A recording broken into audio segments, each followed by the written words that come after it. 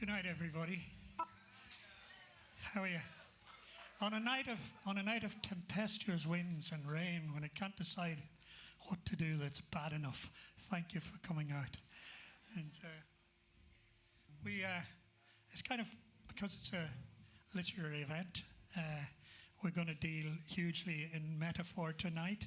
So the first song we're doing considers life in the Irish dance halls as a metaphor for a paradigm of a kind of Irish life.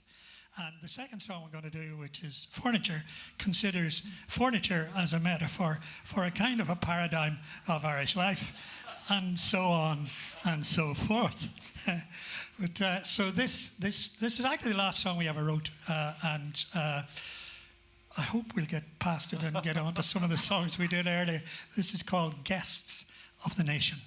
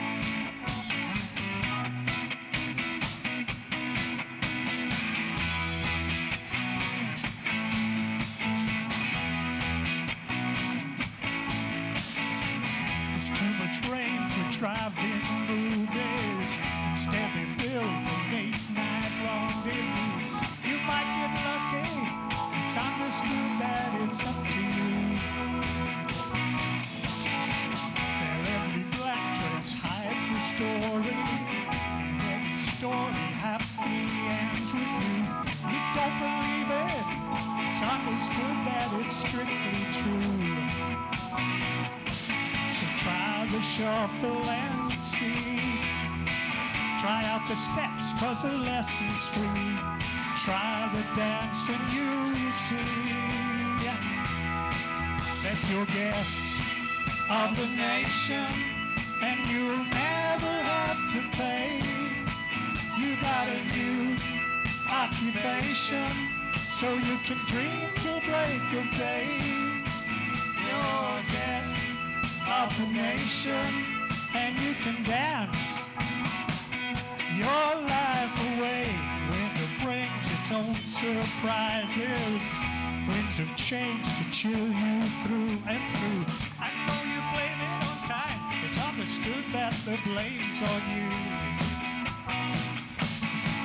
You wrap up close and shrug your shoulders. Nobody needs to tell you what to do. And if it comes to the crunch, you can show them a thing or two. Try the shuffle and see. Try out the steps, cause the lesson's free. Try the dance and you'll see that you're guests of the nation, and you'll never have to pay. You got a new occupation, so you can dream till break of day. You're a guest of the nation, and you can dance your life away.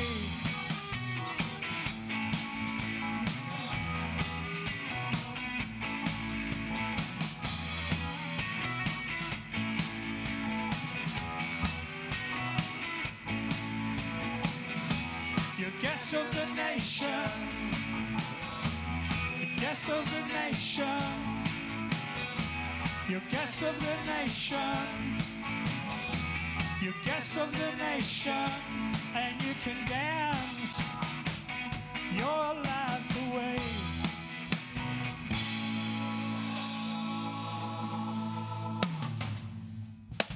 Thank you very much.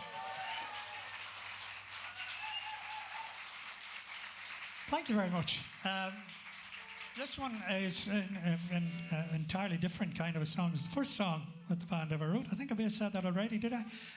And it's called Furniture.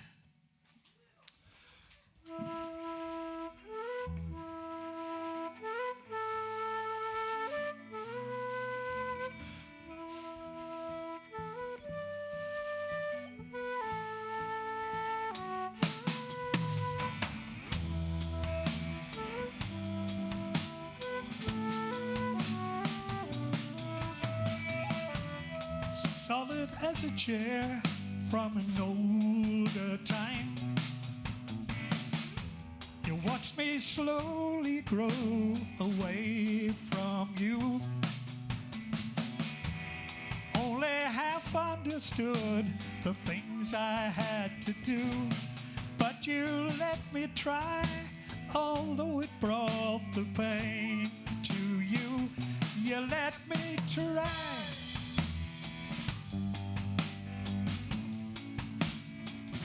You let me try.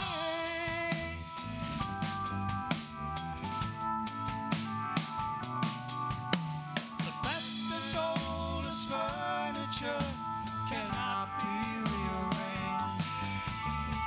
If it suits the way it is, there is no need to change. The best and straightest arrow is the one that will range out of the archer's view.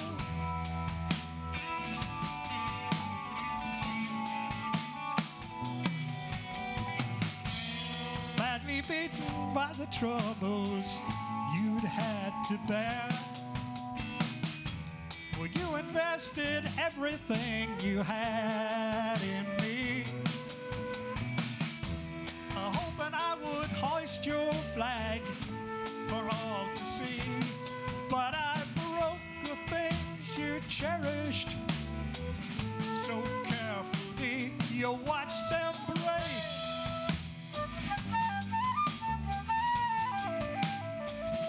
You watched them break.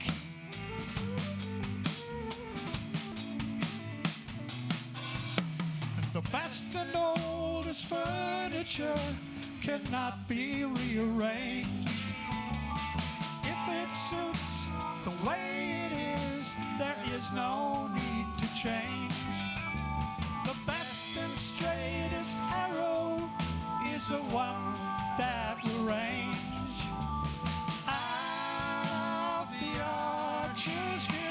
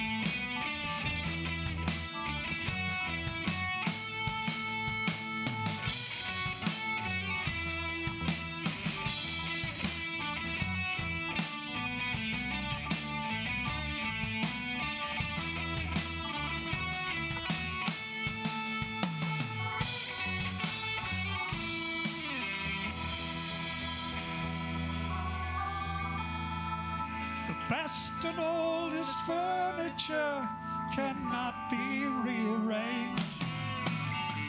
If it suits the way it is, there is no need to change. The best and straightest arrow is the one that will range out of the archer's view.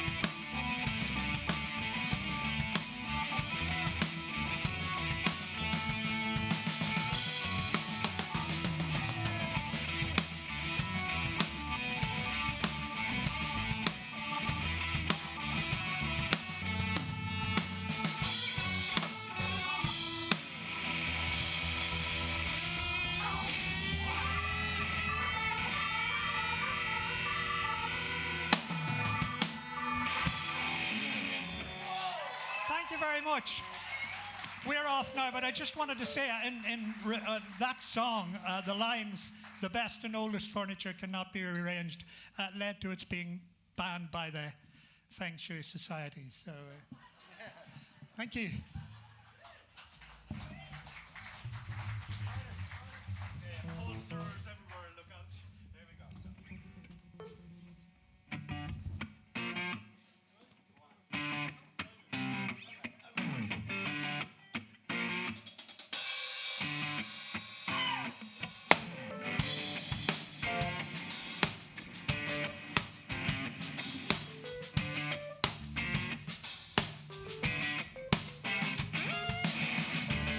Sigh for those 9 bean rows.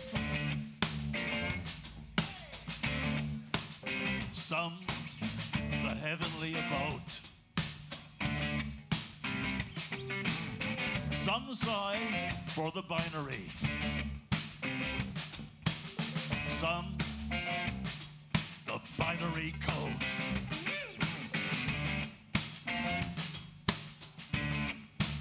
Some load a hermaphrodite brig with a cargo of tin. Some ride with Quanah Parker. Some ride against the wind. Those of us who've ridden the white horse in our own expeditionary force now weep that history must run its course. Now weep that history must run its course.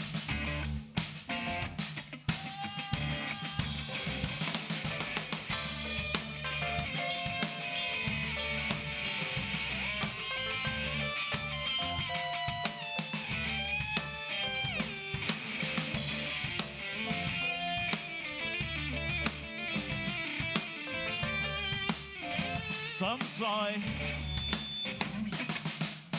for the Café d'Alsace. Some for telling it slant. Some weep for brave Ulysses. Some Ulysses S. Grant. Some can't believe that you're for real. I think I've got you sussed.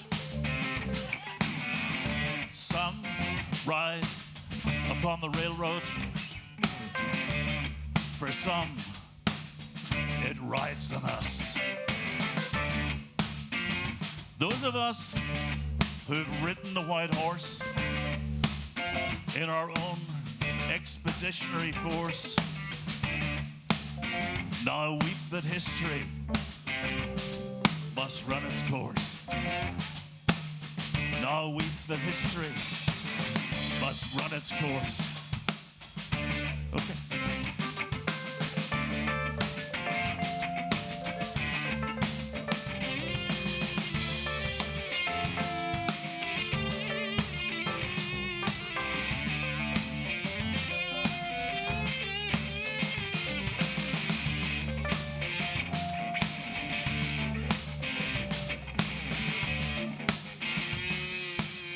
Some still sigh for Art Blakey. Some sigh for Howie Rolled. Some sigh for Acapulco. Some Acapulco Gold. Some hold a piercing on their tongue. Some a burning coal. Some ride in on a donkey. Some ride out on a pole. Those of us who've ridden the white horse in our own expeditionary force now weep that history must run its course. Now weep that history must run its course.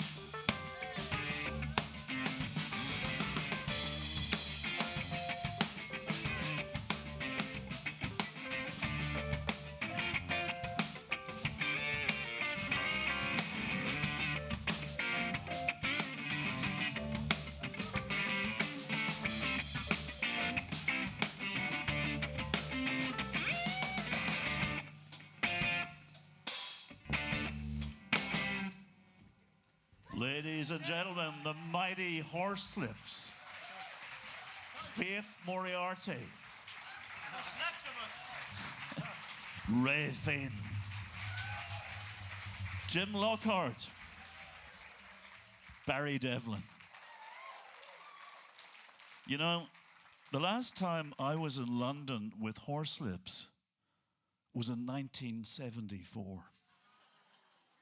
Now, I know this is a literary crowd, but there must be one or two mathematicians among you. So that's 50 years ago. 50 years ago. What a fabulous 50 years they've been. We're working on a show, actually, in which Patrick McGee played St. Patrick. He'd just come off Barry Lyndon. Or perhaps it had just come off him. I'm not entirely sure.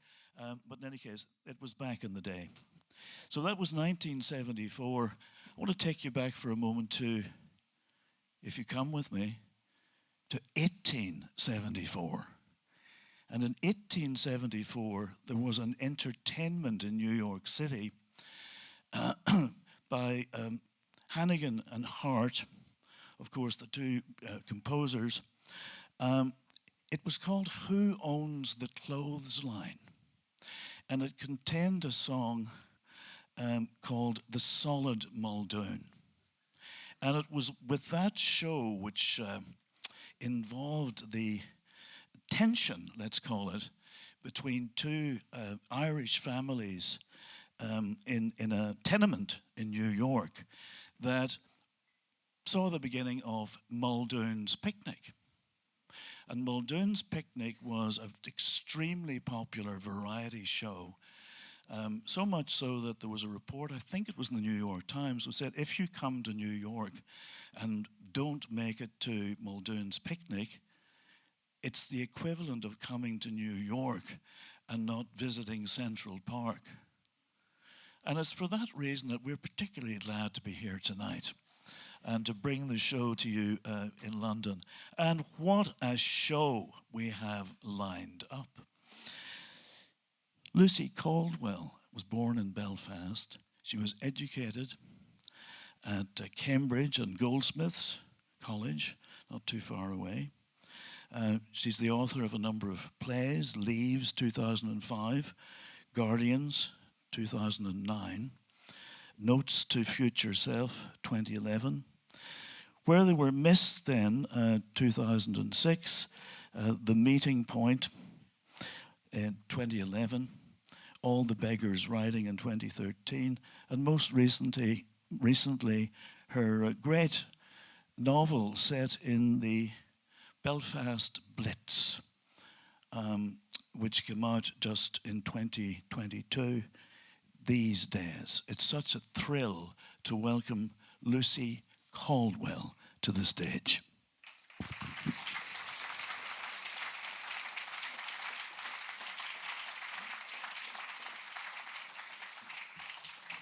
Thank you.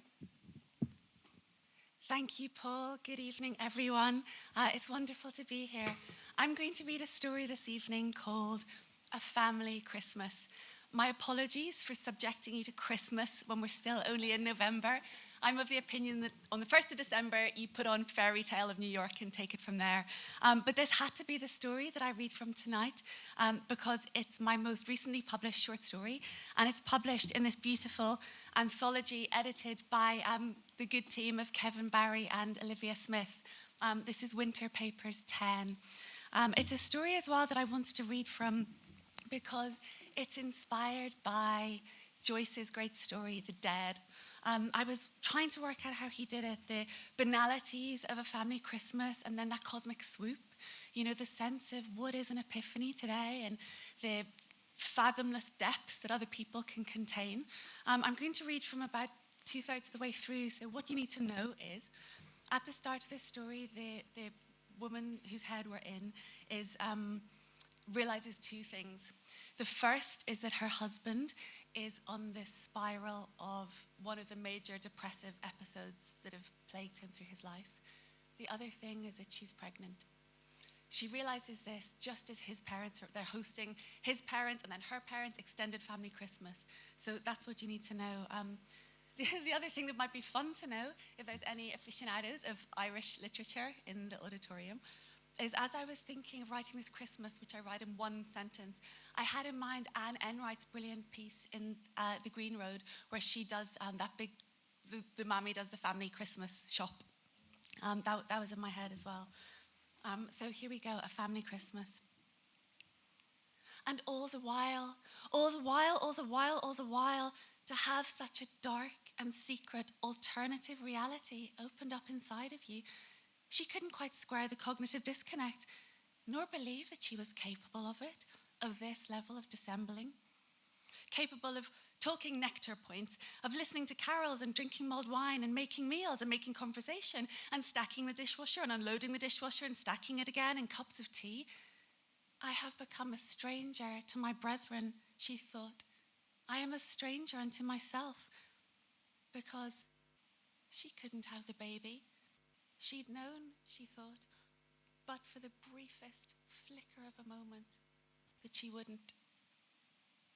One of the reasons she refused all those times to consider moving to Northern Ireland, even when they could have bought a nice house there, had Aidan's parents on hand for childcare, was that she couldn't live herself, couldn't condemn her daughters to grow up in a place with such a warped fundamentalist attitude to reproductive rights, no safe, guaranteed access to abortion.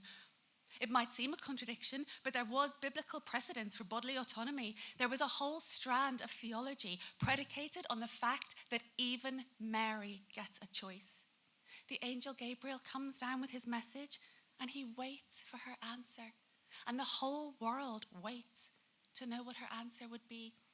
It was in the famous homily of St. Bernard of Clairvaux on the Annunciation. Answer quickly, reply in haste to the angel, answer with a word. Why do you delay? Why are you afraid? It wasn't a given. Mary still needed to say yes.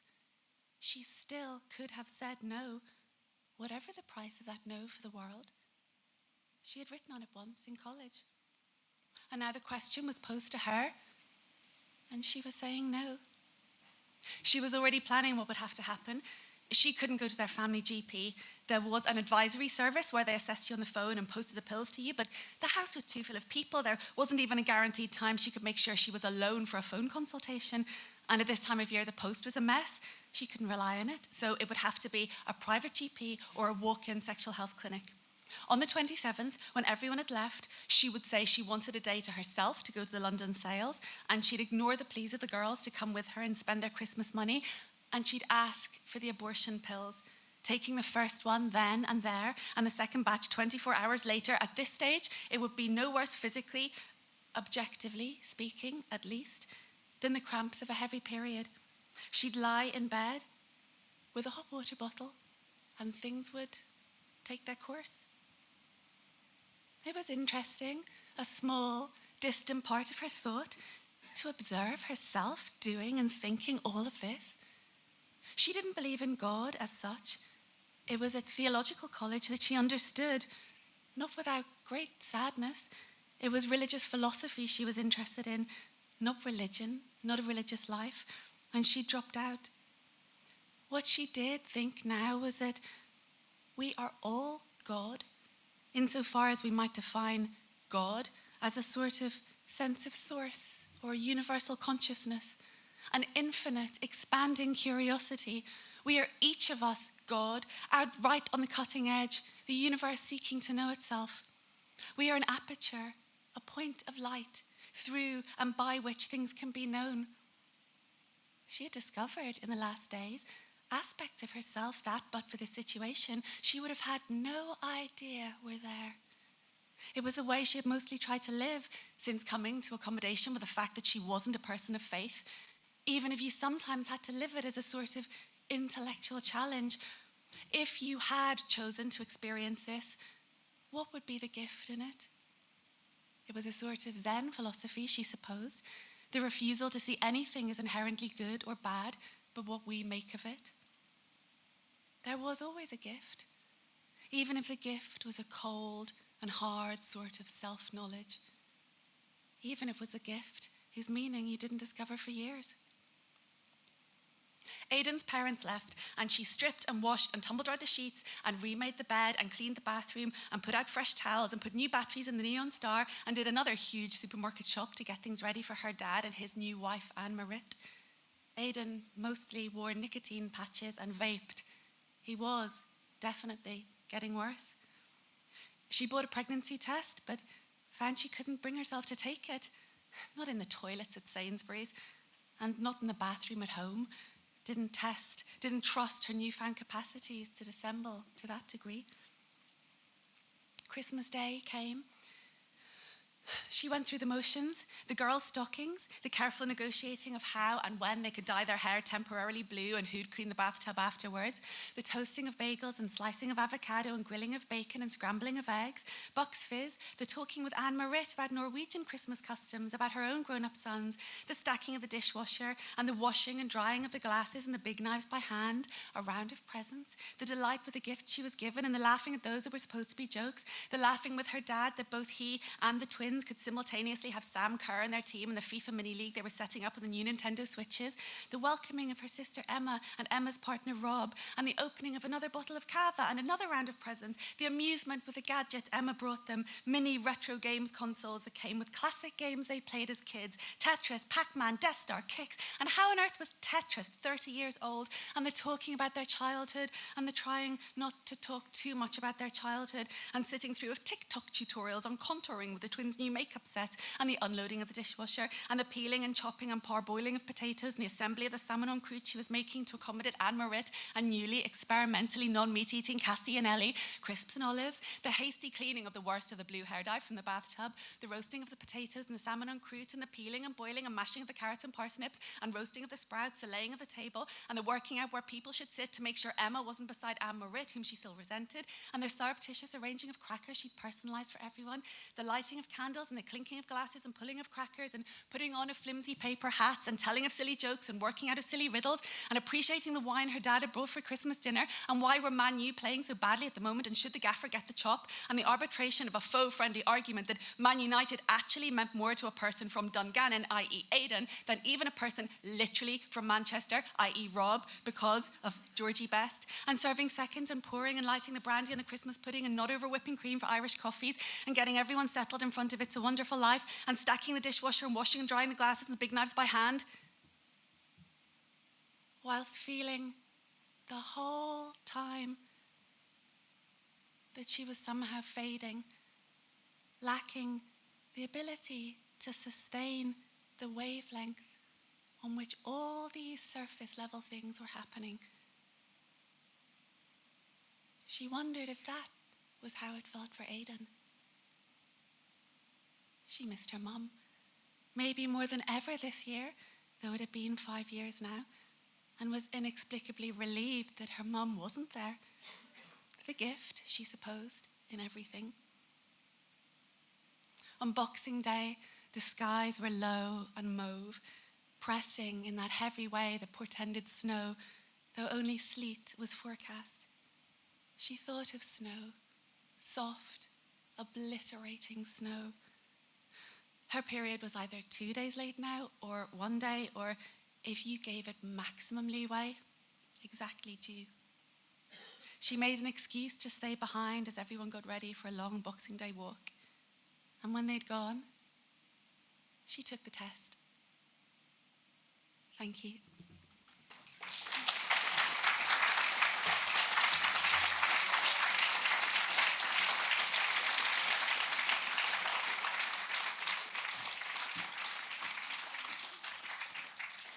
Thank you so much, Lucy Caldwell. What a fabulous piece. Thank you for reading that.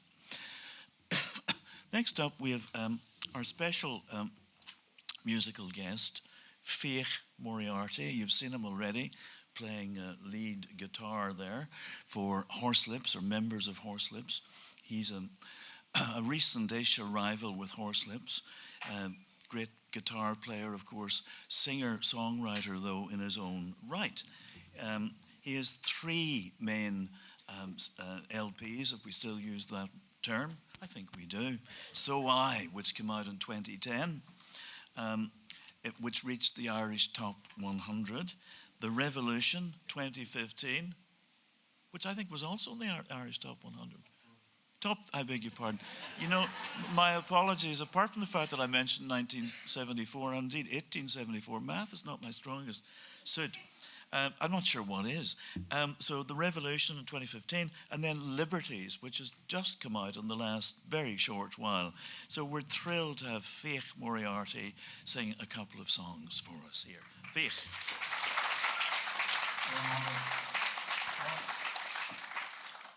What Paul didn't say is that album that hit the top 20, there's only 22 albums released that week.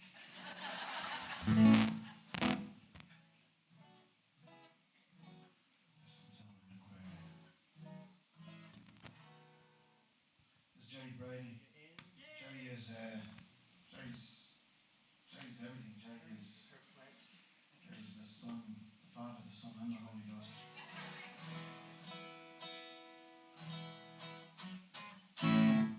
She's working out right.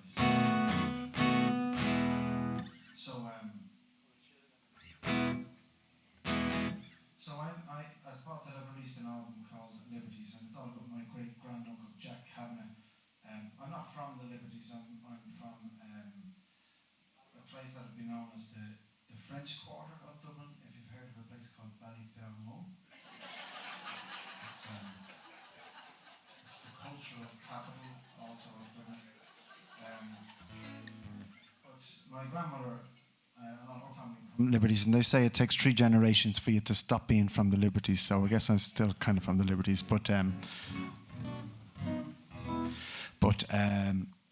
So this song is about my great granduncle Jack Kavanagh, who we didn't know anything about. My grandmother used to mention her Uncle Jack, who died in the war, to me often. I was in her house every day after school, and I would say to my mother, I said, "Did you ever hear of Uncle Jack?" She goes, I think she's making that up. I never heard of him. And I said to my uncles, and they said, never heard of him. And then during COVID, I went on Ancestry.com, and there was Uncle Jack, all his military records. So he did die in the Great War. And as it happened, he died in Gallipoli. So I wrote a whole album about him. I pieced together the little bits she had told me, and I pieced together all his military records. And there you go. So this song is called The Recruit, about him joining up. He sees a headline in the newspaper from John Redmond, who was the leader of the Irish Volunteers, telling Irish men to go and fight for small nations and go and fight for poor little Catholic Belgium. Because what did Belgium ever do on anyone? Except Congo and loads of African countries. They absolutely destroyed them. There was no internet back then. We didn't know these things. So everyone thought propaganda. Thankfully, there's no more propaganda anymore. That's all gone. That's gone quiet again there. I might do it acoustic. Will I just plug it out? It's new batteries anyway. I'm going to stand here. I'm going to sing it, right? Everyone has to be really quiet. Well, we climbed up the ladder onto Warman Key, and now wash a woman threw her coat on me, and into me hand threw a hot mug of tea. Now you won't catch her dead, says she. And I peered over the road to Lower Maple Street, a newspaper boy nearly dead on his feet. The front of the Times held above his head. I read what the headline said. Come join us, said John, to be there together.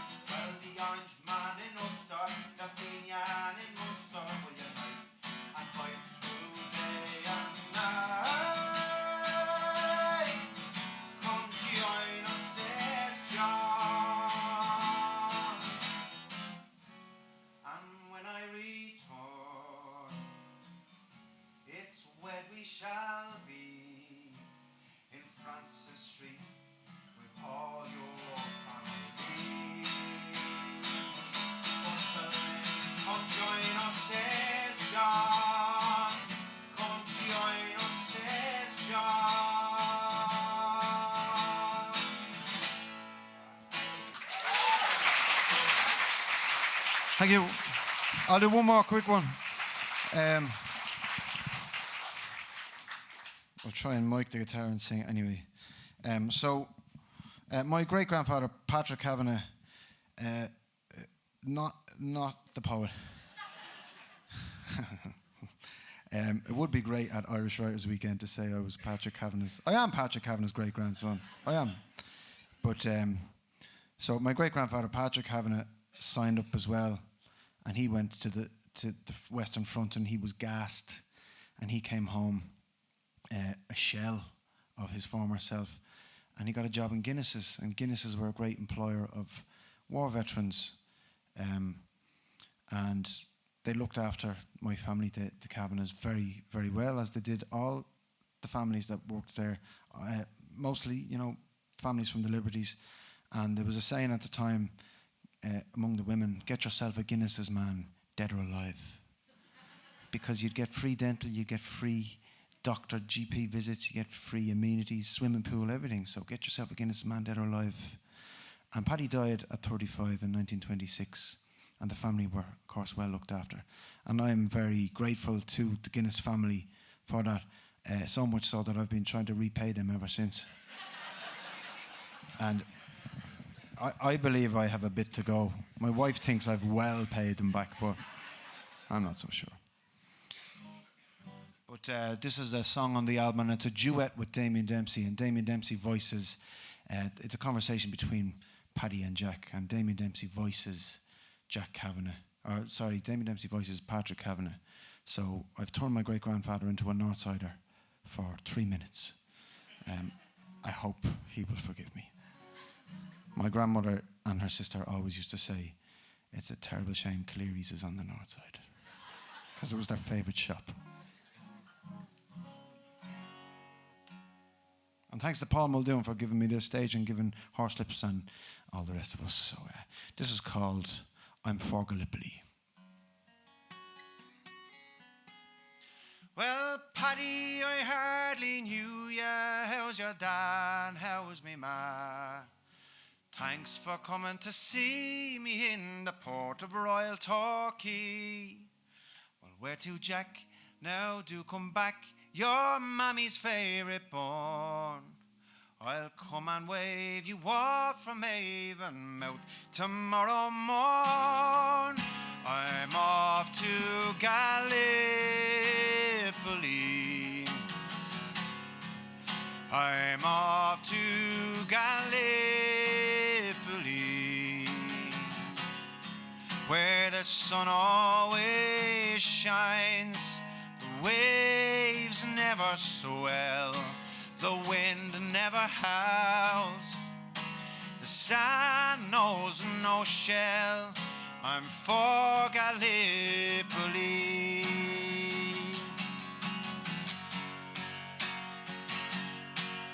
And the boys fill up the Clyde to take us out to sea. There's no place else to be, 'cause that's our destiny. It's forged in poetry. I'm off to Gallipoli. I'm off to Gallipoli,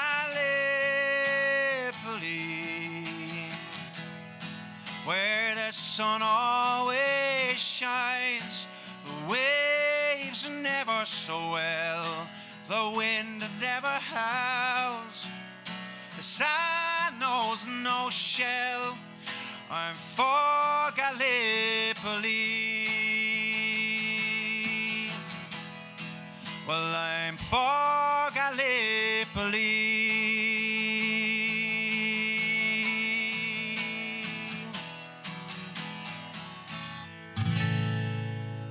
Thank you.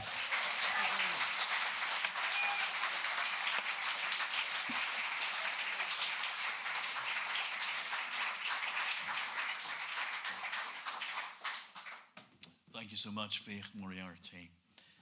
Clair Wills is the King Edward VII Professor of English Literature at Cambridge.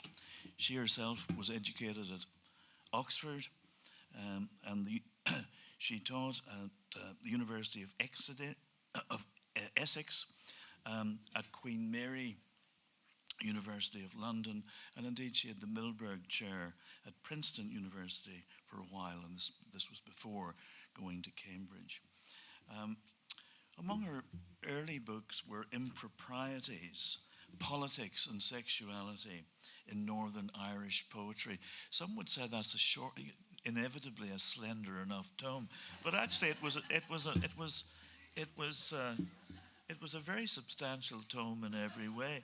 It was followed up, though that came out in 1993, it was followed up by a really slender book called Reading Paul Muldoon.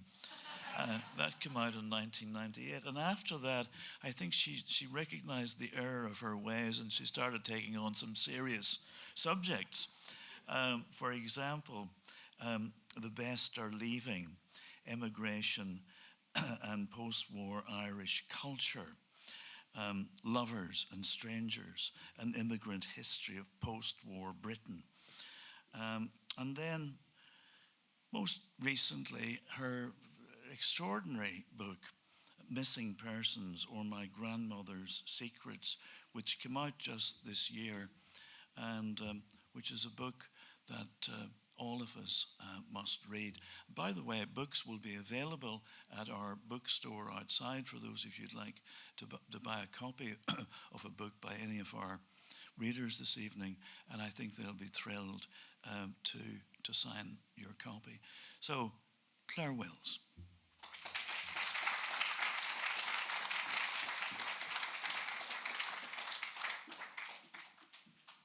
Thanks, slender Paul Muldoon. I'm going to read from Missing Persons. It's a book about family secrets. It's kind of a history of extramarital pregnancies that stretch back over 4 or 5 generations in my family. And one in particular lies at the heart of the book. When I was in my 20s, I discovered I had a cousin who I'd never met. Mary was born in Bessborough Mother and Baby Home in Cork in 1955, and she was brought up in an industrial school and kind of orphanage in Clonakilty, and she hadn't been allowed to belong to my family. I spent years trying to find out more about my cousin in secret. For years, I felt a kind of shame in investigating a story that I felt didn't quite belong to me. And then in 2013, you'll remember the revelations of the septic tank containing nearly 800 bodies of babies and small children at Tuam. And it came back to me, came home to me properly perhaps, that my family's secrets were in fact national secrets, not just family secrets. My family was typical, and I had a duty to uncover these secrets, even though it might feel shameful. I'm going to read from the middle of the book, and just a sort of content warning. There are some jokes in this book, but there aren't any in the bit I'm going to read. And it's a part of the book where I talk about the death of my own baby. And I do that because one of the things the book is about is the way that knowledge gets passed down, even when things aren't said, even in secrets and silences. The history of the mother and baby homes isn't only in the past. It's archived in us, in our own attitudes to sex and pregnancy and the shape of our families and what it means for us when someone goes missing. So, here we go. My baby's headstone stands taller than everyone else's. I mean that literally. It's a great solid slab of Horton stone that dwarfs the surrounding memorials in the graveyard in an almost embarrassing way, given his tiny dates, 19th to 20th June 1996. There's a practical reason for this mismatch. When my partner and I bought the plot in those crazed and painful days that June, we learnt that each 8 by 2.5 foot patch of earth can accommodate 2.5 people. Better leave room to write in ourselves, we thought. Why waste the space? And I was rather comforted by the notion that I knew where I was headed in the end. But my partner and I are no longer together. And for a long time, when I thought of that headstone, I imagined instead my parents' names inscribed below my son's, and their bodies lowered into the little plot alongside his small bones. The huge stone wasn't all about conserving resources, however. It was also a way of insisting on his little life. He died shortly after he was born in the small hours of the morning in a hospital in Hackney after I hemorrhaged during labour. When the hospital chaplain came to see me later, I still had Thaddeus lying next to me in the bed, and I asked him to baptise him. No, he explained. He couldn't do that because he was already dead. He kept fiddling with a little metal paperclip he had used to attach some records to the inside cover of his black notebook. I was out of it on the morphine I'd been given for the emergency caesarean section, and I remember feeling not merely confused, but astonished. He was so lately dead, barely dead at all. Wasn't he still warm? Couldn't he do it anyway? The paperclip went up and down. Later, the priest from my parish in Stoke Newington turned up and baptised away without any qualms. Or he blessed him, or something. At any rate, he made it okay. It wasn't that I had faith. I needed a ritual. After that, I went into ritual overdrive. We drove out to graveyards all over London looking for a plot. I was so recently stitched that I had trouble getting in and out of the car to survey the desolate burial places under flyovers and within hailing distance of the North Circular Road. And we arranged a big funeral mass with all the works, the coffin on a little stand at the front of the church, cousins over from Ireland, readings, poems, hymns, flowers, all this for a baby who had lived for less than an hour, who was born a little before midnight on the 19th of June and died a little after midnight on the 20th. I look back and wonder why someone didn't take me aside, although I'd have reacted to them as I reacted to the hospital chaplain, with uncomprehending blindness.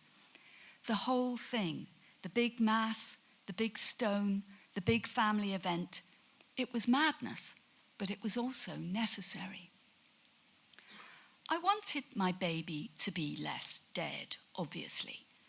But given that that wasn't an option, I tried to make him more present, more real, but also more equal. He was going to get the same as everyone else, if not more. It was rage against fate, and at the time I found it a whole lot easier to blame fate than the doctors who had failed to save him. If it was the fault of the doctors, then things might have gone differently, and that was a thought I simply couldn't bear. I was determined my baby was going to count, whatever his fate. And it seems to be now, in the background to my desperation, lay all the babies that I obscurely knew hadn't counted, or hadn't counted enough. I didn't want Thaddeus to be one of them. The revelations over the haphazard burial of the bodies of the babies and small children in the grounds of the home in Tuam were shocking for many reasons, but high up among them was that they offered incontrovertible physical evidence that some lives mattered more than others in 20th century Ireland. Naturally, this is not in itself a surprise, although Irish society is adept at pretending that it managed to escape the class system that apparently uniquely mars British society. Its overlords were mostly foreign and Protestant and were mostly got rid of. It escaped the Industrial Revolution as though class only arrived with factories. Its cities were small, and in them community life was still possible. And anyway, through much of the 20th century, no one, not only the poor, had any money. Weasel terms like status have been used instead of class to describe the rigid stratifications in rural, small town and urban Ireland. But everybody knows there were the haves and the have-nots. Everyone knows that lots of the have-nots went to England to become the underclass of the post-war industrial boom, to try to make good or to have their babies in secret. For others, there were the industrial schools, the county homes, the asylums, the laundries, and the mother and baby homes. Nearly everyone over the age of 40 knows of someone who was incarcerated in one of these institutions, if only for a time. Online sites, blogs, advice columns, and chat rooms reveal thousands of people searching for information about their mothers, sisters, and aunts, and weirdly, even about themselves. They are investigating their own exclusion from society, their own status as missing persons. These are people who knew all too well what it is like to live a kind of half-life, somewhere out of reach, cut off from the communities that went on without them, for 6 months, or 2 years, or 10, or 20, and sometimes for a lifetime. It's funny about the time lag. It's as though people who were sacrificed to the institutions have had to wait for other people to stop believing in them before they could properly acknowledge, maybe even to themselves, what they had gone through. It had to appear to be safely in the past before they could say, or sometimes even know, this was what happened. This was how my future was taken away from me. Thank you.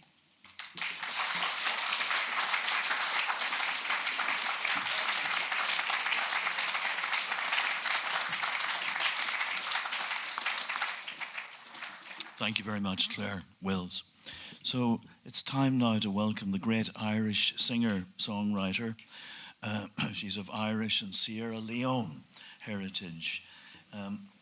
She appeared in, some of you may recall, if you haven't come across her before, in the 2022 film of Sally Rooney's Conversations with Friends, as a singer-songwriter.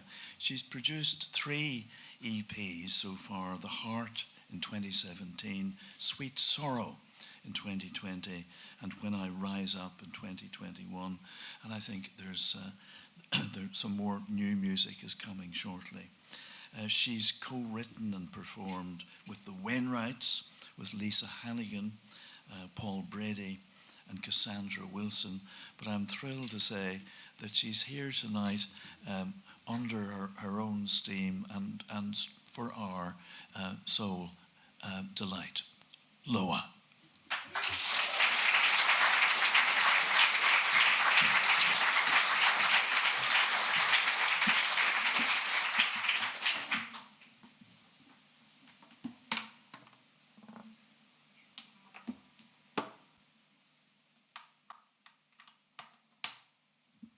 Thank you, Paul, for that wonderful introduction, and thank you to everyone here tonight. Yes, Loah is my name, my stage name, and I'm going to do some songs tonight. They're all poems set to music. The first is one of my own, and the second 2 I'll introduce. But sit back and relax, and we'll have some West African blues.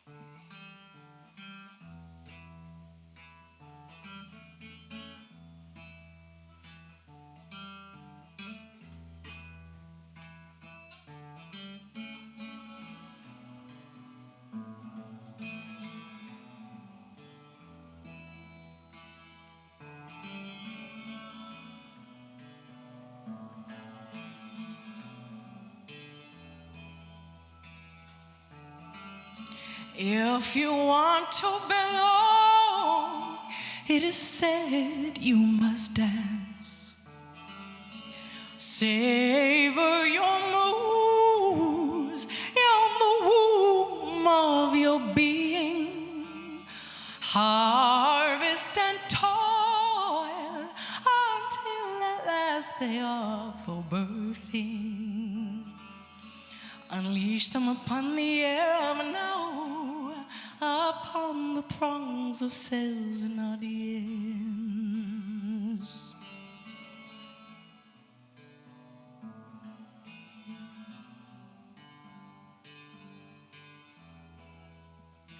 Give us your song, your song, your song.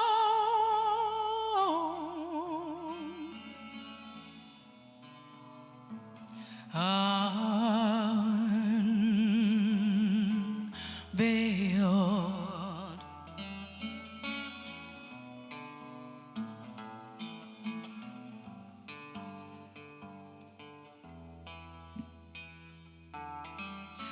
If you want to stay here, it is said you must dance.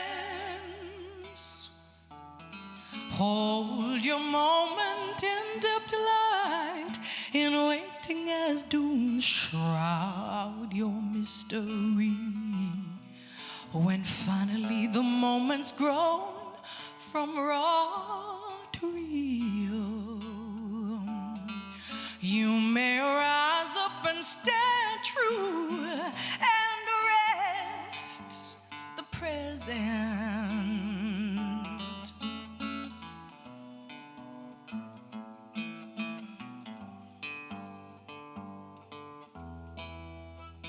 Give us your song, your song, your song.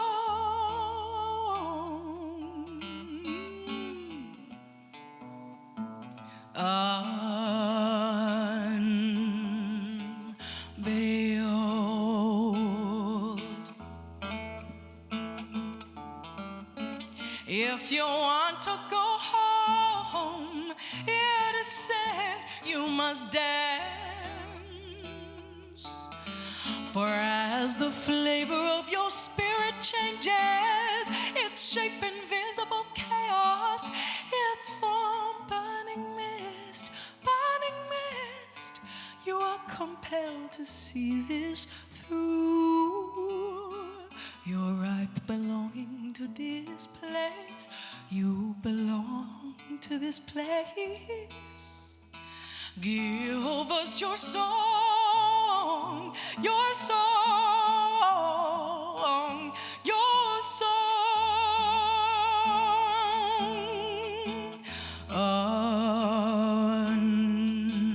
Unveiled.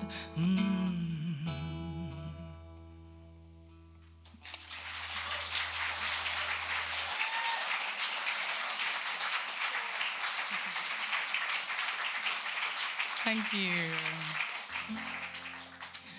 That song, you never know what's going to be read or how the night's going to feel, but I felt compelled to open with that song. It's one I wrote. There's a phrase people sometimes say, don't go with your music still inside you. And that song is a devotion to whatever one's purpose is, especially if it's creative, and the importance of following the inner nudges, as Claire spoke about earlier, where she is, however bizarre and strange they may seem, for we do not know what purpose we serve beyond ourselves.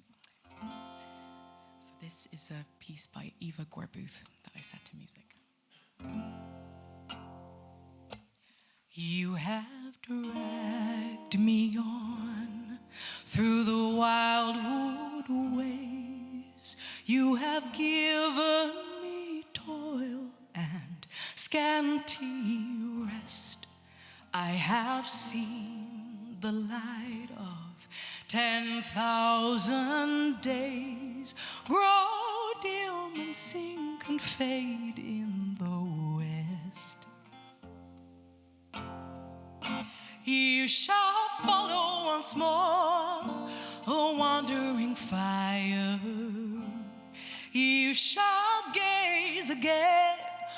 the starlit sea. You shall gather roses out on the mire, but alas, you shall not remember me. Behold, I reach forth from beyond the years. I will cry to you from beneath the sod. I will drag you back from the starry spheres, yea, down from the very bosom of God. You shall follow once more a wandering fire. You shall gaze again on the starlit sea. You shall gather roses out of the mire, but alas, you shall not remember me. You cannot hide from the sun and the wind, or the whispered song of the April rain. The proud earth that molds all things to her mind shall gather you out of the deeps again.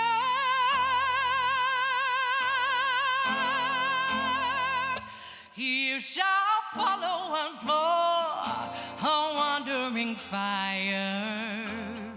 You shall gaze again on the starlit sea. You shall gather roses out on the mire, but alas, you shall not remember me. Alas, you shall not remember me.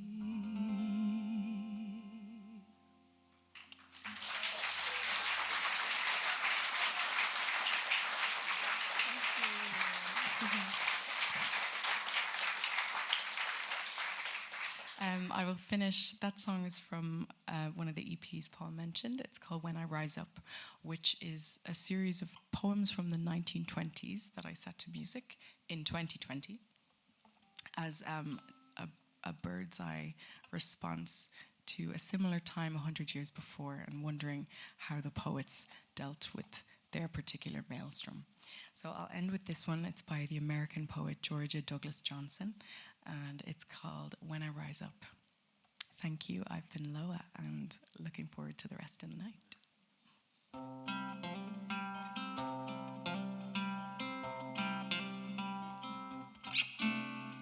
When I rise up above the earth and look down on the things that fed to me, when I rise up above the earth and look down on the things that fed to me, I beat my wings upon the air. I beat my wings upon the air. I beat my wings upon the air. Oh, tranquil life.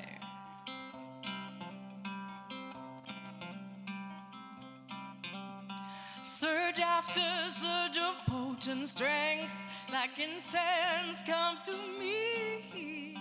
Surge after surge of potent strength, like incense comes to me. When I rise up above the earth, when I rise up above the earth, look down upon the things that fed to me. Look down upon the things that fed to me.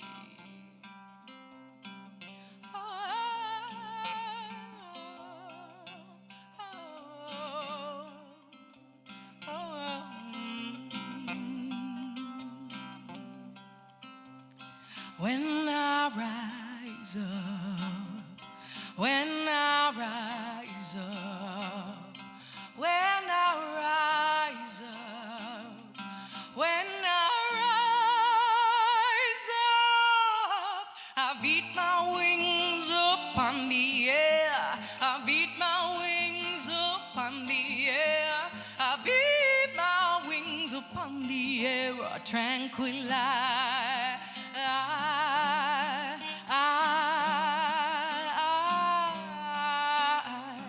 When I rise up, when I rise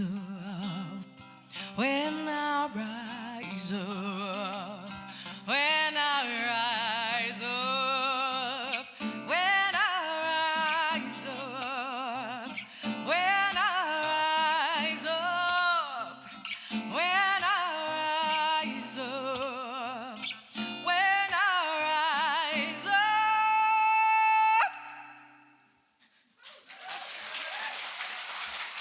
Thank you so much.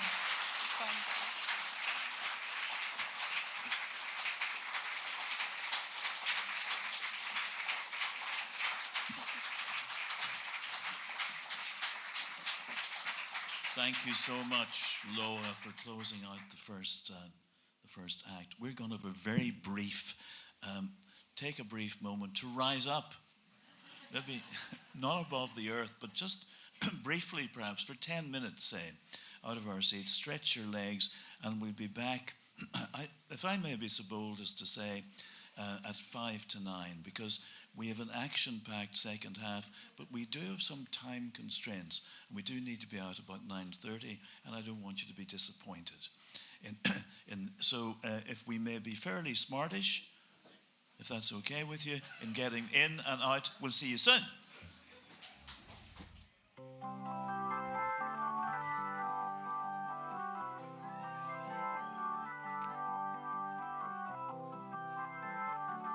See him driving those golden nails that hold together the silver bars. That one day gonna take us to the stars, 'cause he's a man who builds America.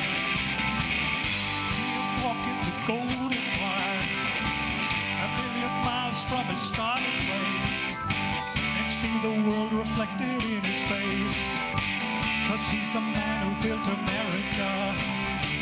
You colored kids on the borderline, and all you golden children of the sun, he's father to you, each and every one, 'cause he's a man who builds America, building them up.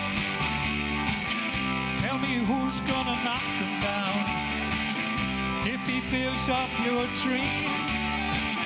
Tell me who's gonna knock them down. Not him. Not the man who builds America.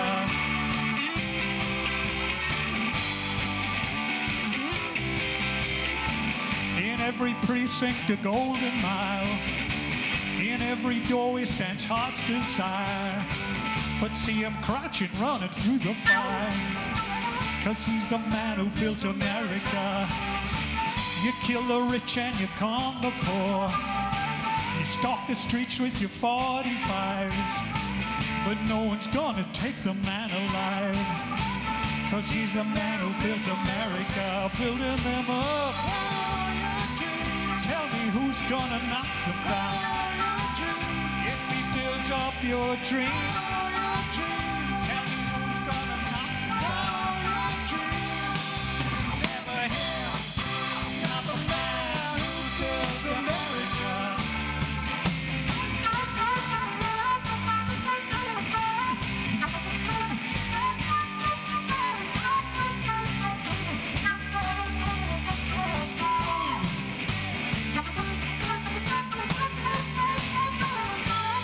Driving those golden nails that hold together the silver bars. That one ain't gonna take us to the stars, 'cause he's a man who built America, building them up. Tell me who's gonna knock them down if he builds up your dreams. Tell me who's gonna knock them down. Never him, not the man who built America.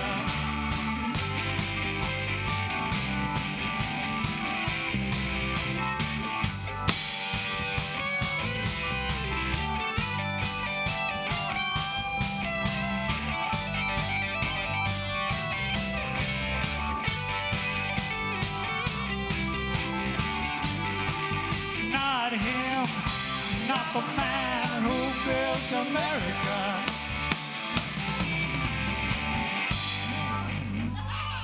Thank you.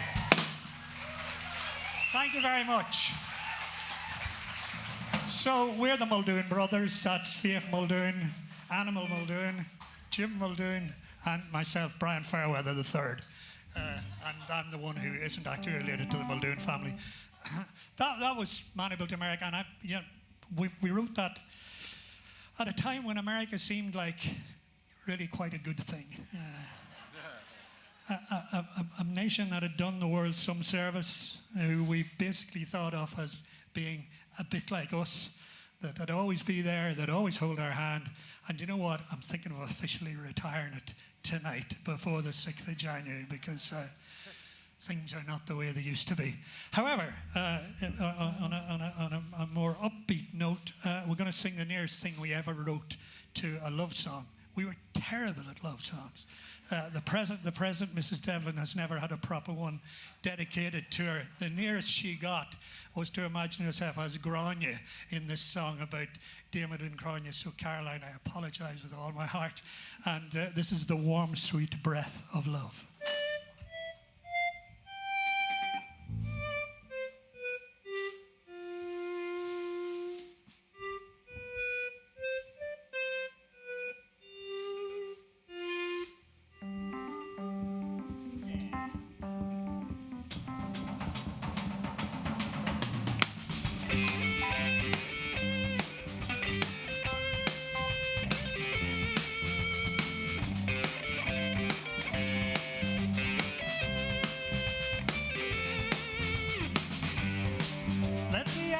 This one question, was it really such a sin to love too much, to be closer than touch when there was no way we could win?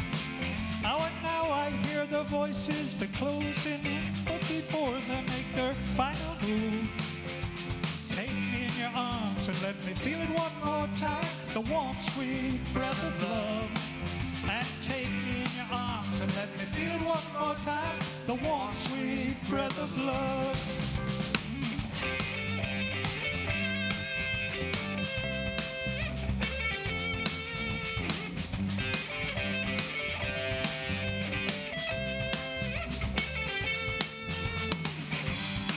They've pursued us now, it seems forever.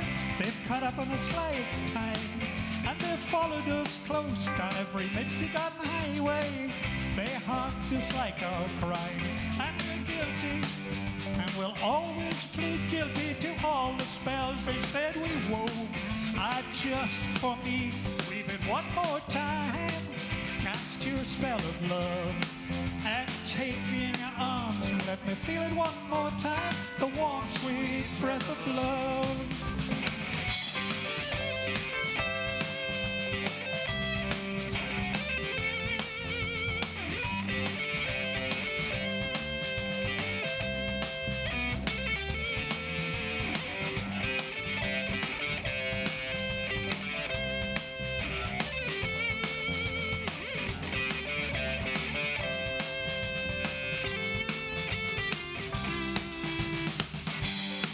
Let me ask you this one question. Was it really such a sin to love too much, to be closer than touch when there was no way we could win? Now and now I hear their voices, they're closing in, but before they make their final move, take me in your arms and let me feel it one more time, the warm, sweet breath of love. And take me in your arms and let me feel it one more time, the warm, sweet breath of love.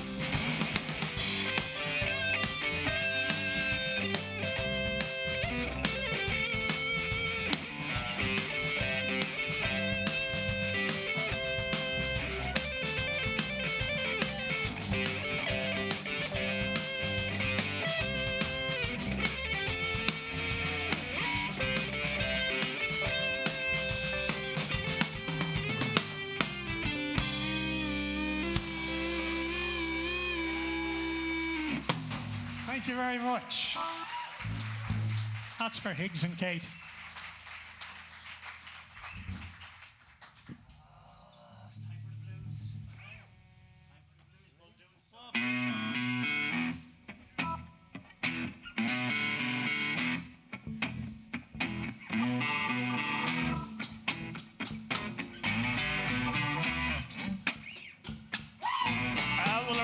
rise and go now. Go Danish free. Yes, small cabin built there. Clay, wattles made. 9 bean rows will I have there. A hive for the honeybee. And live alone in the bee-loud glade.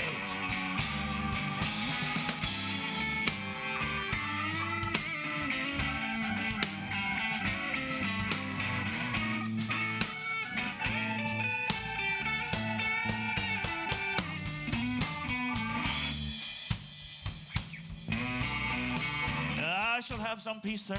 For peace comes dropping slow.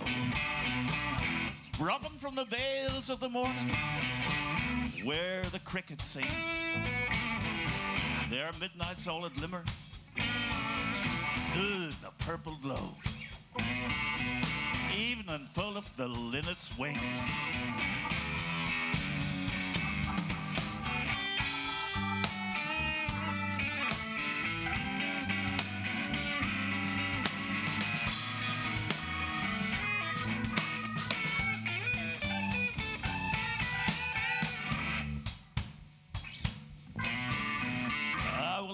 Go now. Always night and day. I hear lake water lapping. What do you hear? What do you hear? With low sounds by the shore. While I stand on the pavements gray, I hear it in the deep heart's core.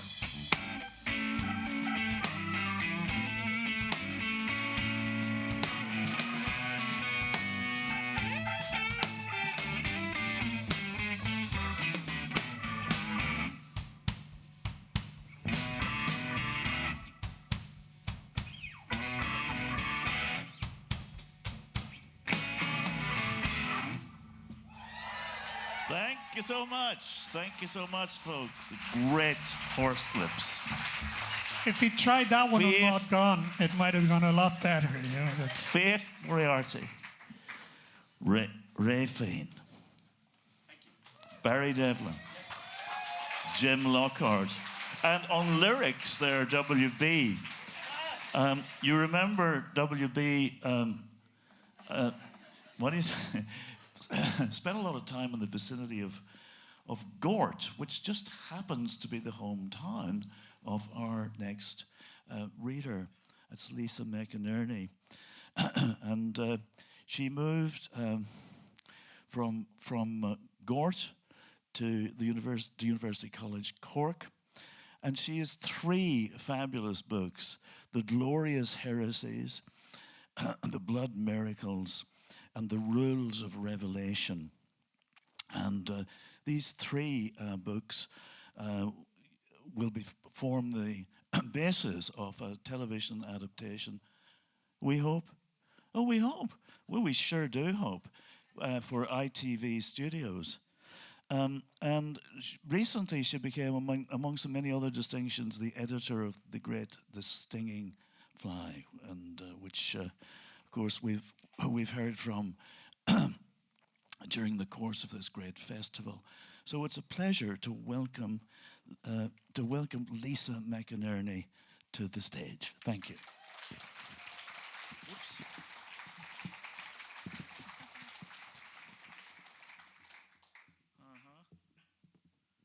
Let's try that. Sorry about that. Started off well, didn't it? Okay, hold on. It's lovely to be back at Muldoon's Picnic. I've read at Muldoon's Picnic before. I've always had a great time. I think the last time I read at a Muldoon's Picnic was in Armagh, and it was notable. I read a slightly more contentious piece than I'm going to read today, and it was notable because Horslips told me to feck off.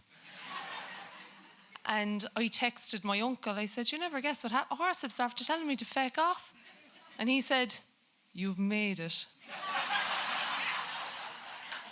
All you need to know, this bit is from the 3rd book, The Rules of Revelation. All you need to know, it's Maureen, she's 68, we're in Cork. She had a new vocation sprung on her.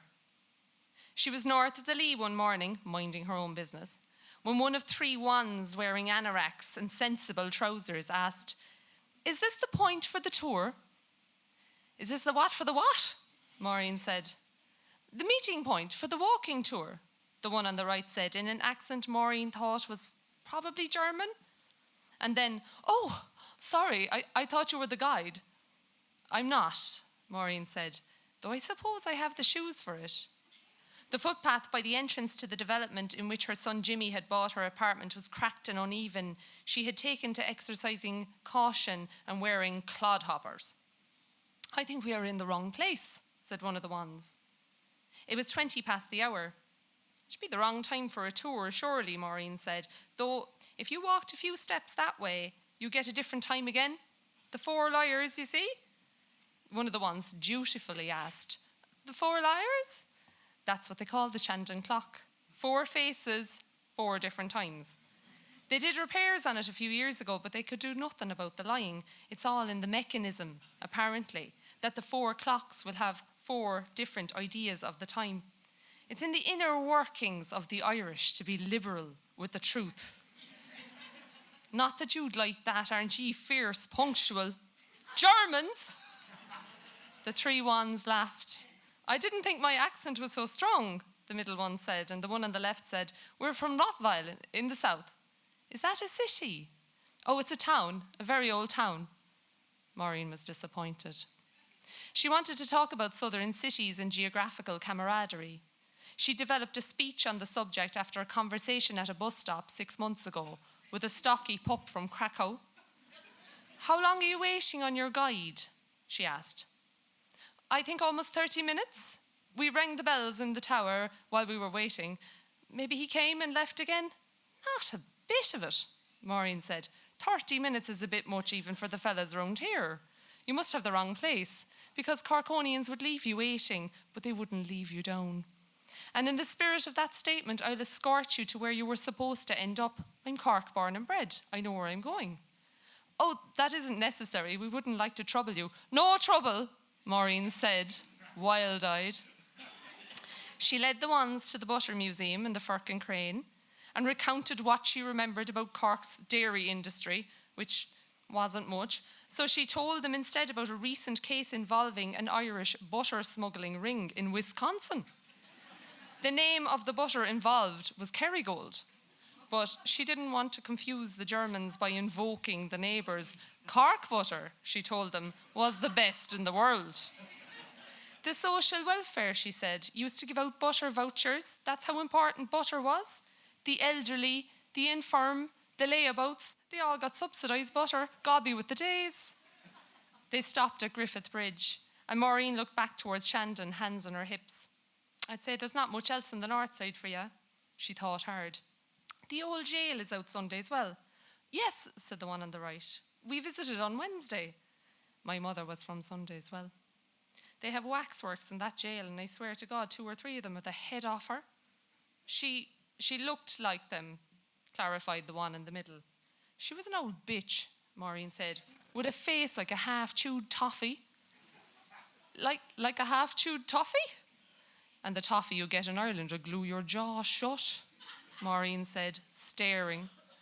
She recovered and waved an arm. "That's the north side now.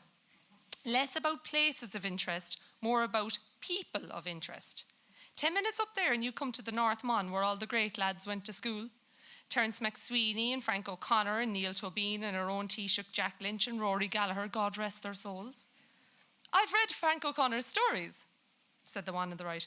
"I haven't," Maureen said. "Cork is a very male place." That is inspired by Kevin Barry there in the front row, actually. "Cork is a very male place. But then I suppose, isn't that the way of history?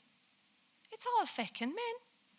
Here now they're proud of Roy Keane, oh, fine Northside boy, and Killian Murphy, and Jonathan Rice, what's his name, and Dennis Irwin, and the little fecker off Game of Thrones. Jesus, is the only woman we had Danny Le feckin' Rue? These are celebrities," the one in the middle said. "Well, insofar as they can be around here. Come down now here this way, I want to show you something." They walked westwards along a disquietingly high lea. Maureen stopped at the footbridge at the end of the quay. This is St. Vincent's Bridge. 2 of the wands took photographs through the lattice steel. And there, Maureen pointed, is where I used to live. A ground floor flat in a done-up townhouse, though you wouldn't know it now because it went up in flames a few years back. I was only in it when I found out it used to be a brothel. How long ago? One of the wands asked. Maureen was looking too intently at her old home to identify the speaker. Oh, was it a brothel? Oh, just before I moved in. It's illegal in Ireland? Brothel keeping is, said Maureen, who had done her research and considered herself better informed than the average nana. But didn't I tell you, this is a very male city? A fierce male city. Fierce meaning violent? Fierce meaning very. Few people moved on the opposite quay. This Maureen had noticed about her time living here. The quays on both sides of the Lee here were quieter than they should have been, not in a peaceful way, but in a way that suggested suspicion. Maureen had lived alone with 2 empty floors above her. The walls were imbued with bad feeling, down to her actions as much as the men who'd occupied their leisure there. It could have been that she was giving it unnatural shadows, that she was shook now with sentiment, assigning meaning to meagre things. Fierce, very, violently, she added. One time I stopped a lad jumping into the Lee from this footbridge, just before Christmas, 3.5 years ago now. That's the violence of the male too, isn't it? When they finish wrecking all around them, they turn on themselves. None of the ones spoke. Maureen exhaled and turned to them. Though things grow in the cracks of all sorts of wrecks, she said, and it's far from parched, this city, Corcamore Moven, the great march of Munster. The Lee keeps bursting its banks.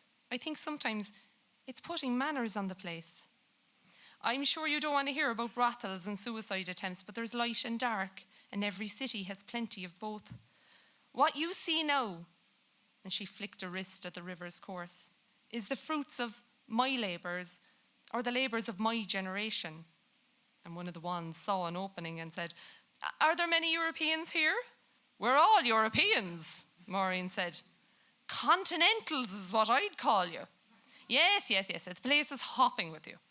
But I wasn't saying the only people here are the children of the natives. I mean, Ireland is changing a lot. It isn't changing enough, Maureen said. And because the ones looked restless, she said, Germans are pure mad for sausages. The one who looked least perplexed said, you mean mad about? What we'll do, Maureen said, is go along the south bank here to the Opera House and the Crawford Gallery, up to the Huguenot Cemetery, down onto Pana, down Mutton Lane so you can see the mural, and then in through the English Market where you'll find the best sausages in Ireland. And before you leave, I'll point out the port of Cork, which is on the 2nd largest natural harbour in the world. We're a pirate city. Damn good at coming second. But have you ever heard the saying? She paused. She had a showmanship, Maureen feeling, and on this occasion, she thought it wasn't going to get her into trouble. Ireland, she said, would sink without its Cork.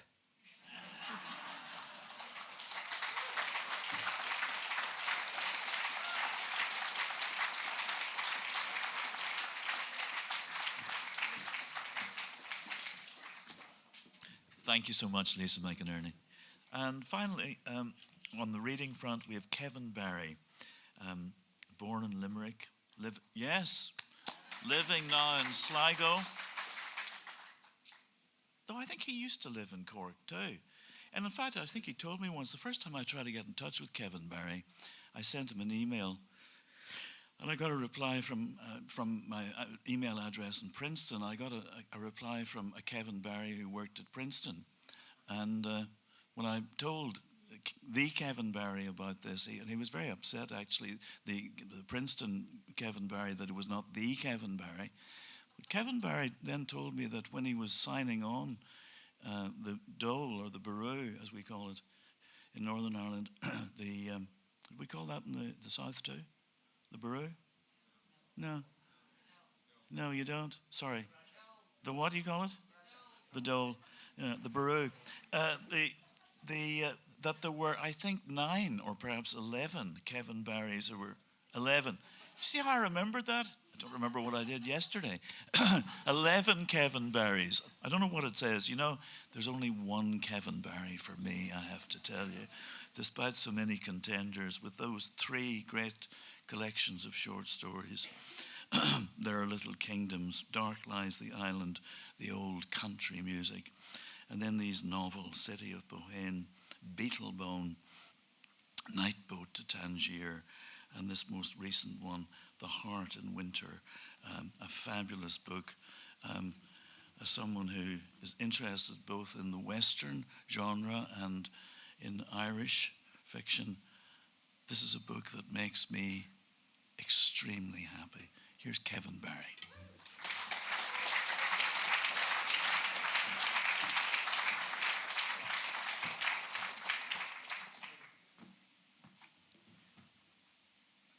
Ladies and gentlemen, we find ourselves in Butte, Montana. So it's 1891, and it's a thriving copper mining town high in the Rocky Mountains. At this point, I think there are about 30,000 souls in the town. 10,000 of them are from Cork. The copper mines on the Beara Peninsula played out around the same time, and they all moved en masse to Butte, Montana. So it became a little Cork city high in the Rockies. Now, among these Irish, we find a young man called Tom Rourke. He's not a miner. He's a 29-year-old kind of poet and a ballad maker and an all-round degenerate. He's a doper, a drinker, a brothel creeper, and he's going nowhere really until he meets a mysterious young woman called Polly Gillespie, who has just arrived in Butte to get married to the local mining captain, Harrington, another Cork man, an older and very religious, devout man.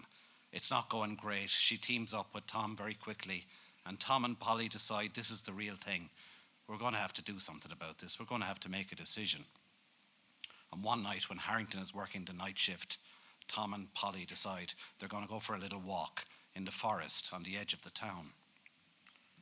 Because in those times you could just strike west along Granite Street and keep going and find yourself in the edges of the forest pretty quick, even on foot. And for the first time that night, they walked right out of town.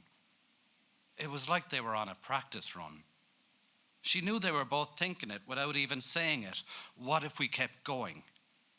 What if we were to run and never once look back? They were wrapped up in winter coats, but feeling the cold all the same. It was a good, painful cold that made you feel truly alive at your personal extremities.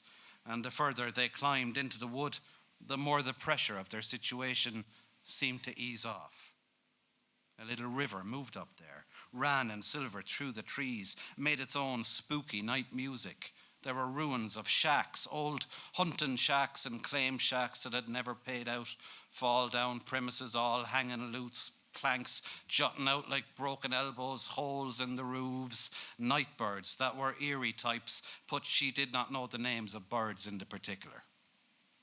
It was said there was vagrants and runaways up there too, but they didn't meet nobody for a while and didn't hear nor see nobody, but somehow they were expecting it.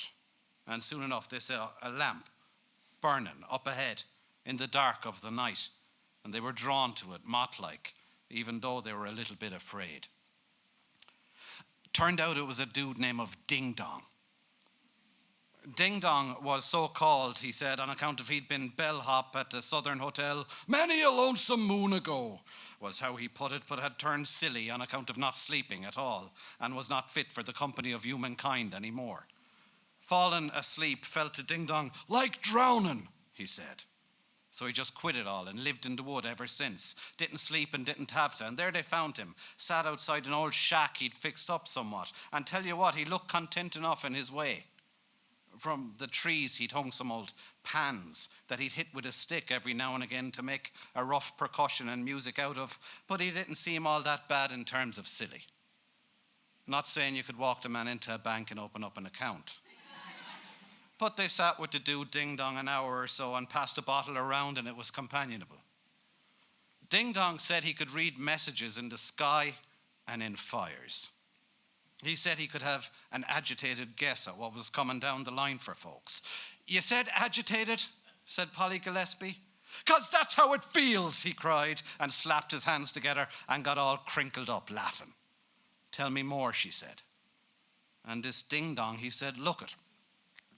There are folks who get certain intimations about what they need to do in their lives. They can feel these intimations like stirrings of the blood, but they can't always make sense of them. They just get drawn to acting out in certain crazy ways, and boy, it's mysterious," he said. "Feels like they're acting out under the instruction of the moon and tides. Feels like there ain't no plan or design to it, but there surely is. You just got to learn how to read it right. But whatever intimation you get about your life, you got to follow it through, because elsewise nothing will make sense ever again." "I got intimations coming out the ears," said Polly Gillespie. And the dude Ding Dong, he turned to them both, all somber then, and he said, "Now look up yonder. Look up at yonder moon," he said. "You may need to look for a while," he said. "Look real hard. Fall into it," he said. "Fall into the spell of the moon. Now tell me, can you see fires on it? Can you see fires on the moon?" And there she was with Tom Rourke, hand in hand in terrible love, in the dead of night in the forest deep, looking up at the sky, and all at once, "Yes, sir, absolutely. We can see fires on the moon." "Now that there's a sure tell sign," Ding Dong said, "that it's come to a time in your lives you need to act." And the dude Ding Dong spoke with this like weird authority. Little River was moving ice already. Long picks of it gleamed like running knives in the dark. They walked on and further on. It was such a clear night, and all the stars were out. It was very cold. They sat there together in the wood, all huddled up in their coats, and shivered, and they were miserable in love, and they held on to each other a long time out of the need, and they could hear each other breathing. "There is no decision," Tom Rourke said. "We've just got to be together." And she didn't have to tell him he was right about that. "We'll put together a stake," he said, "and get ourselves to San Francisco, and no one will find us out there for sure. It's a whole sea of humanity." They put down their coats then and wrapped up in them and slept like the hallowed dead in the cold, cold mountain air. Next morning, back at the house, she fixed up a plate of breakfast for Harrington, the husband. The light that came through the morning window was grey and begrudging of itself. The long, hard season was settling in fast. She listened as her old husband washed up out back of the house and splashed the cold water and moaned the name of the Lord over and over again, and she knew that a heel turn in her life was coming.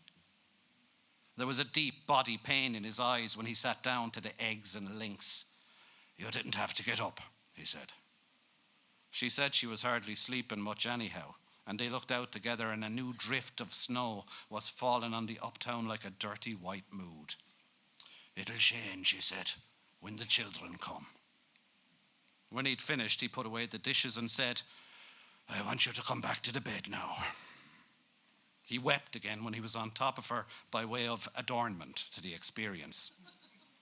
"The pit is a hard life," he said after. "Did you know Tom Rourke was put down the pit when he came over here first? He lasted 3 hours. That night, when Tom Rourke came up the house after dark, scrabbling through the shade of the hour like a furtive elf, he opened back his jacket and shirt and showed her with great excitement a fresh scabbed mark on his breast over the heart where he'd carved with the tip of a knife the letter P. Yeah, so the motherfucker was crazy and moonshot and out of control, and she loved him even more, and so much she could fucking die, in fact.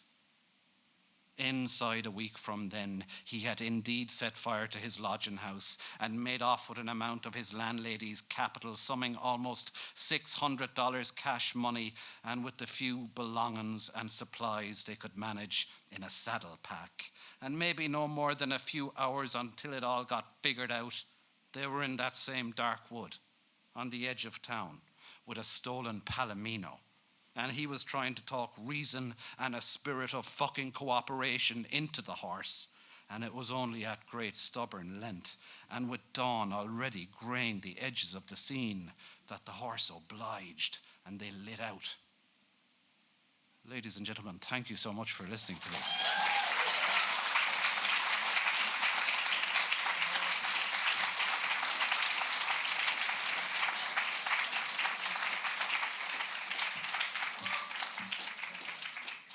Thank you so much, Kevin Barry. Some thanks are in order. Many thanks are in order. You want to come back up, guys? Sound this evening, looking after it, has a big job. And Francis Gardner has done such a fabulous job for us. Francis, thank you so much. The lights, the technical, in general, Sav Modva. Thank you very much indeed. The production manager was Rula Carroll. Thank you so much, Rula, for looking after us. John Fawcett, thank you very much for welcoming us all to the British Library. And thank you to Rolly Keating also for such a warm welcome. We really appreciate it. Thank you so much. And thank you to Lucy Caldwell, to Clair Wills, to Lisa McInerney, to Kevin Barry, to Loah, thank you so much for joining us tonight. And to Horslips with Faith Moriarty there. Thank you for your set also, Faith. Barry Devlin, Jim Lockhart, and Ray Thane. You know, there's something happening. I'm not sure what it is. I feel a little spot of bother coming on, a little hot water that we might be in. I think we might be in trouble. Thank you for coming.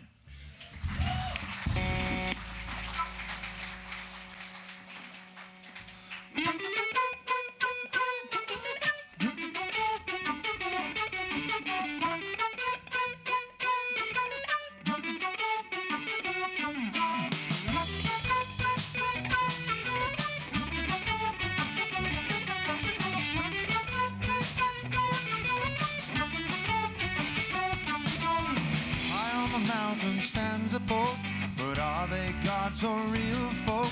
We can't see the fire, but we smell the smoke. Who take the plow, who be the oak? Night after night, I don't believe we are the ones you won't deceive.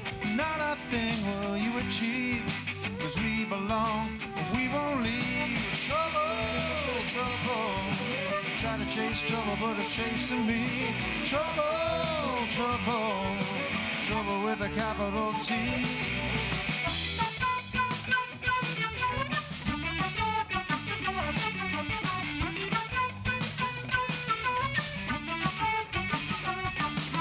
Lay down your silver and your gold.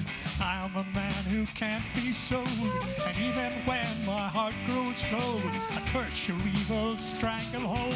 The waves are running much too high. It's got so dark, can't see the sky. But a change is coming by and by. A time to laugh, a time to die. Trouble, trouble. I try to chase trouble, but it's chasing me. Trouble, trouble. Trouble with a capital T.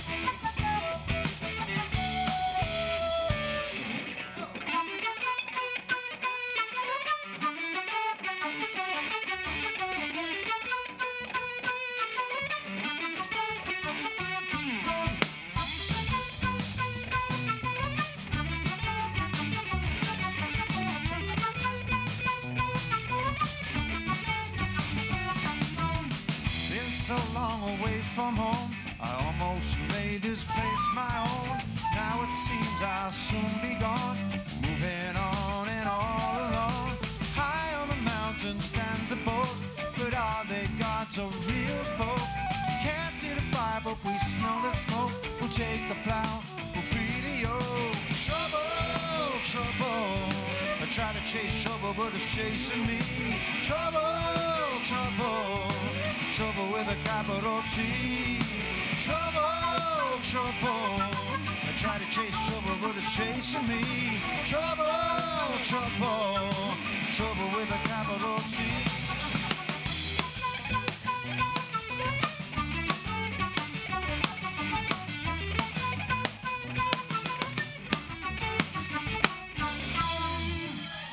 Thank you.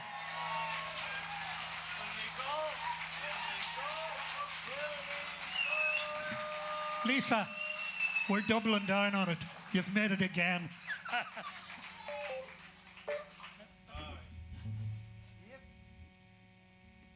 Get the buzz? Because I'm getting it. Oh, okay.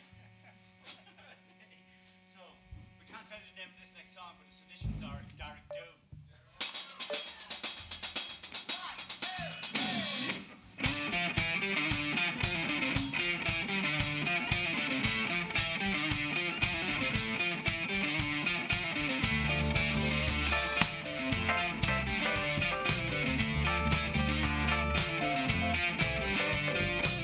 My love is colder than black marble by the stream.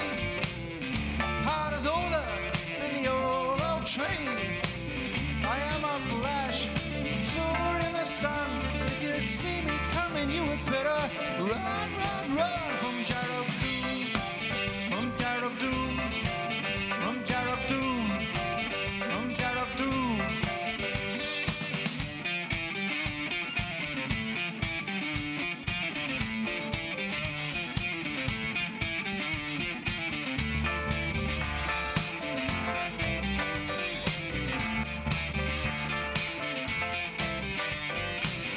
Speaking whispers, the devil's outside.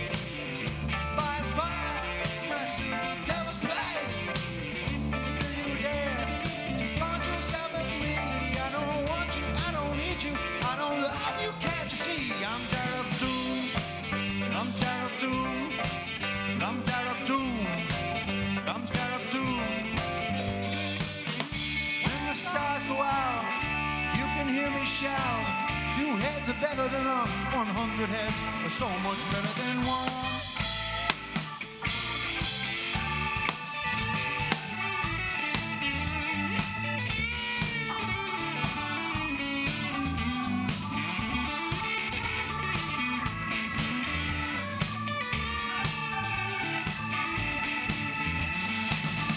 When the stars go out, you can hear me shout.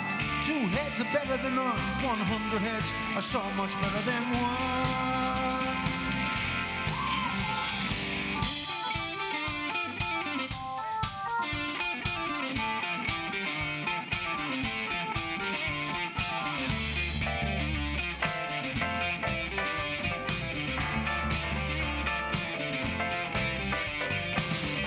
I'm a boy who was born without the pay. Like a hawk, I'll super can.